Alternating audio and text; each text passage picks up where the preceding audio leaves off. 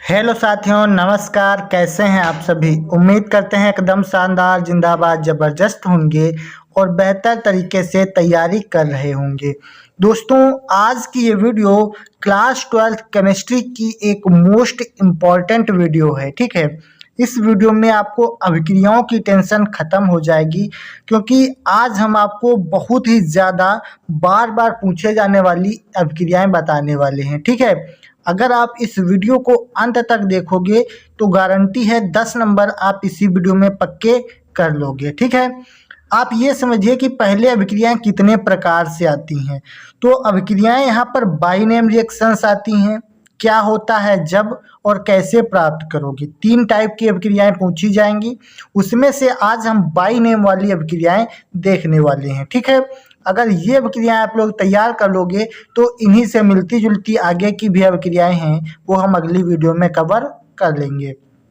तो चलिए वीडियो को स्टार्ट करते हैं। चैनल पर नए हो तो सब्सक्राइब कर लीजिएगा और वीडियो पसंद आए तो लाइक कर दीजिएगा। ठीक है, चलिए शुरू करते हैं। तो सबसे पहले हम बाइनेम रिएक्शंस को देखेंगे। तो हमारी पहली अभिक्रिया है हैलोफॉर्म अभिक्रिया। मोस्ट इम्पॉर्टेंट है, इसलिए इसको आपको ज़रूर तैयार करना है। ठीक है, इसको किस प्रकार से लिखा जाता है, जैसे आपको इतना नाम मिलेगा हैलोफॉर्म अभिक्रिया लिखिए, तो आपको ये भी लिखना पड़ेगा और अभिक्रिया यानी रिएक्शन भी लिखनी पड़ेगी। ठीक है, तो इसमें हम लिखते हैं हैलोफॉर्म अभिक्रिया में, इस अभिक्रिया में एथिल एल्कोहल की क्रिया क्लोरीन तथा सोडियम हाइड्रॉक्साइड से कराने पर क्लोरोफॉर्म तथा सोडियम फॉर्मेट बनता है। क्या कहा गया कि इस अभिक्रिया में एथिल एल्कोहल की क्रिया क्लोरीन तथा सोडियम हाइड्रॉक्साइड से कराने पर क्लोरोफॉर्म तथा सोडियम फॉर्मेट बनता है। तो जो यहाँ पर बताया गया है वही हमको यहाँ पर दिखाना होता है। जैसे इसमें बताया गया एथिल एल्कोहल की क्रिया क्लोरीन, तो ethyl alcohol CH3CH2OH ethyl alcohol हो गया, की क्रिया क्लोरीन तथा सोडियम हाइड्रॉक्साइड, तो 4Cl2 + 6NaOH से कराते हैं, तो यहाँ पर क्लोरोफॉर्म यानी CHCl3 ये क्लोरोफॉर्म बनता है प्लस सोडियम फॉर्मेट बनता है। तो यहाँ पर HCOONa ये सोडियम फॉर्मेट हो जाएगा और 5NaCl ये हो जाएगा सोडियम क्लोराइड और 5H2O जल निकलेगा। ठीक है, तो इस प्रकार से ये अभिक्रिया लिखी जाती है। तो इसको समझाना तो कुछ है नहीं, इसकी आपको रटना तो पड़ेगा ही। ठीक है, तो एथिल अल्कोहल की क्रिया सोडियम यानी क्लोरीन और सोडियम हाइड्रॉक्साइड से कराएंगे तो क्लोरोफॉर्म और सोडियम फॉर्मेट बनेगा। बस ये आपको लिखना है और नीचे आपको ये रिएक्शन लिख देनी है। क्लियर। उसके बाद में सेकेंड अभिक्रिया आती है वुड्स फिटिंग अभिक्रिया। ये सारी मोस्ट इम्पॉर्टेंट अभिक्रियाएं हैं, इसलिए इसको अंत तक जरूर देखिएगा। अगर आप लोग तैयार कर लोगे तो गारंटी है 10 नंबर आपके पक्के हो जाएंगे। ठीक है, तो वुड्स फिटिंग अभिक्रिया क्या होती है, इसमें हमको लिखना होता है कि इस अभिक्रिया में क्लोरोबेंजीन की क्रिया सोडियम तथा मेथिल क्लोराइड के साथ कराने पर टॉलुइन बनता है। क्या कहा गया कि वुड्स फिटिंग अभिक्रिया में क्लोरोबेंजीन की क्रिया सोडियम तथा मेथिल क्लोराइड के साथ कराने पर टॉलुइन बनता है। मतलब यहाँ पर देख लीजिए, ये है क्लोरोबेंजीन, यानी कि बेंजीन में Cl लगता है तो क्लोरोबेंजीन हो जाती है। इसकी क्रिया सोडियम यानी 2Na + CH3Cl यानी कि मेथिल क्लोराइड से कराते हैं और शुष्क ईथर की उपस्थिति में, तो यहाँ पर क्या हो जाएगा, टॉलुइन बनता है यानी C6H5CH3। टॉलुइन ये वाली जो है, मतलब ये बेंजीन जो है ये C6H5 और यहाँ पे CH3 लगा हुआ है। ठीक है, इस प्रकार से टॉलुइन बन जाती है, +2 NaCl बाहर निकल जाता है। यहाँ तक किसी को कोई दिक्कत नहीं होनी चाहिए। आगे बढ़ते हैं।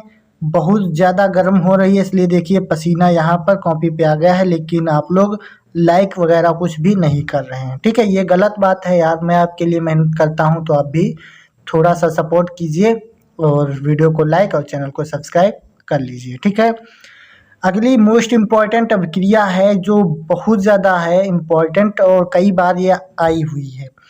जैसे अभिक्रिया दी गई है एल्डोल संघनन अभिक्रिया, इसको किस प्रकार से लिखेंगे, इसको हम लिखेंगे कि इस अभिक्रिया में एसिटल्डिहाइड के 2 अणुओं को तनु NaOH की उपस्थिति में संघनन करने पर कीटोन समूह प्राप्त होता है। ठीक है, ये बहुत ज़्यादा इम्पॉर्टेंट है, इसको ध्यान से समझ लीजिए। फिर से देखिए, कहता है कि इस अभिक्रिया में एसिटल्डिहाइड के दो अणुओं को तनु NaOH की उपस्थिति में संघनन करने पर कीटोन समूह प्राप्त होता है। मतलब एसिटल्डिहाइड क्या हो जाएगा, CH3CHO, ठीक है, ये CH3CHO प्लस CH3CHO दो हो गए एसिटल्डिहाइड। मतलब CH3CHO ये होता है एसिटल्डिहाइड, इसके दो अणु हमने ले लिए CH3CHO CH3CHO, ठीक है, दो अणु हो गए और तनु NaOH की उपस्थिति लगा दिया। इसकी उपस्थिति में जब क्रिया कराते हैं या संघनन कराते हैं तो कीटोन समूह प्राप्त होता है, जैसे CH3CHOH CH2CHO, ठीक है, ये होता है कीटोन समूह। जहाँ पर ब्रैकेट में सिंगल बॉन्ड O लगा होता है वहीं पर होता है, जान लो, वहीं पर समझ लीजिए कीटोन समूह होता है, ठीक है। तो यहाँ पर हो जाएगा CH3CHOH CH2CHO, ठीक है। ये अभिक्रियाएं नोट कर लीजिए कहीं पर भी और इनको जरूर तैयार कर लीजिएगा। उसके बाद अगली अभिक्रिया है बहुत ज़्यादा पूछी जाती कैनिजारो अभिक्रिया। क्या कहा गया है, कैनिजारो अभिक्रिया। इसमें क्या होता है चलिए समझ लेते हैं। कैनिजारो अभिक्रिया बहुत ज़्यादा इम्पॉर्टेंट है और बार बार ये पूछी गई है, इसलिए इसमें हम देख लीजिए किस प्रकार से लिखे हैं। तो इसमें लिखा जाता है कि इस अभिक्रिया में फॉर्मेल्डिहाइड की क्रिया NaOH से कराने पर सोडियम फॉर्मेट प्राप्त होता है। क्या कहा गया कि कैनिजारो अभिक्रिया में फॉर्मेल्डिहाइड की क्रिया सोडियम हाइड्रोक्साइड से कराने पर, ठीक है, फॉर्मेल्डिहाइड क्या होता है HCHO, फॉर्मेल्डिहाइड होता है HCHO की क्रिया NaOH से कराएंगे, ठीक है। तो यहाँ पर हमको सोडियम फॉर्मेट प्राप्त होता है, यानी HCOONA प्राप्त हो जाएगा प्लस CH3OH बाहर निकल जाता है। CH3OH क्या होता है कमेंट करके बताइएगा। ये होता है मेथिल एल्कोहल। क्या हो जाएगा, मेथिल एल्कोहल। इतना क्लियर है, सभी को समझ में आया। उसके बाद में आगे देखिए, लास्ट और मोस्ट इम्पॉर्टेंट अभिक्रिया, ये अभिक्रिया है स्मिट अभिक्रिया। देख लीजिए बहुत ज़्यादा इम्पॉर्टेंट है, इसको आप लोग बिल्कुल भी स्किप नहीं कर सकते, ठीक है, इसको याद जरूर करना है। इसमें हम लिखते हैं स्मिट अभिक्रिया में कि इस अभिक्रिया में कार्बोक्सिलिक अम्ल सांद्र H2SO4 की उपस्थिति में हाइड्रोक्लोरिक अम्ल N3H के साथ क्रिया करके प्राथमिक एमीन देते हैं। बहुत ज़्यादा इम्पॉर्टेंट है, इसको ध्यान से समझ लीजिए लास्ट बार, ठीक है। कहते हैं कि इस अभिक्रिया में कार्बोक्सिलिक अम्ल सांद्र H2SO4 की उपस्थिति में हाइड्रोक्लोरिक अम्ल, यानी कि हाइड्रोजोइक अम्ल है यहाँ पर, सॉरी मैंने हाइड्रोक्लोरिक बोल दिया, यहाँ पर होता है हाइड्रोजोइक अम्ल N3H के साथ क्रिया करके प्राथमिक एमीन देते हैं, ठीक है। यहाँ पर हो जाएगा CH3COOH प्लस N3H, ठीक है, यानी कि यहाँ पर क्या हो जाएगा कार्बोक्सिलिक अम्ल यानी CH3COOH, ठीक है। उसके बाद N3H ये हो जाएगा हाइड्रोजोइक अम्ल। इसकी क्रिया सांद्र H2SO4 की उपस्थिति में कराएंगे तो यहाँ पर CH3NH2 प्राथमिक एमीन बनती है, यानी कि यहाँ पर प्राथमिक एमीन बन जाएगी CH3NH2 प्लस क्या हो जाएगा N2 और प्लस CO2 बाहर निकल जाएगी, ठीक है। तो यहाँ पर क्या हो जाएगा प्राथमिक एमीन CH3NH2।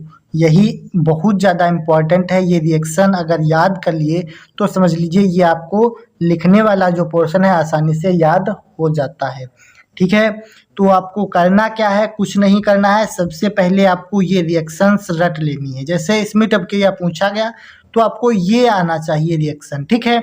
अगर ये आ गया तो आपको क्या करना है, ये हिंदी में लिखने वाला है, इसको देखिए CH3COOH, जैसे इसको आप जानते हैं कार्बोक्सिलिक अम्ल कहते हैं, तो हम इसमें लिखेंगे इस अभिक्रिया में कार्बोक्सिलिक अम्ल, और यहाँ पर जैसे सांद्र H2SO4 की उपस्थिति है तो यहाँ पर लिख देंगे सांद्र H2SO4 की उपस्थिति में।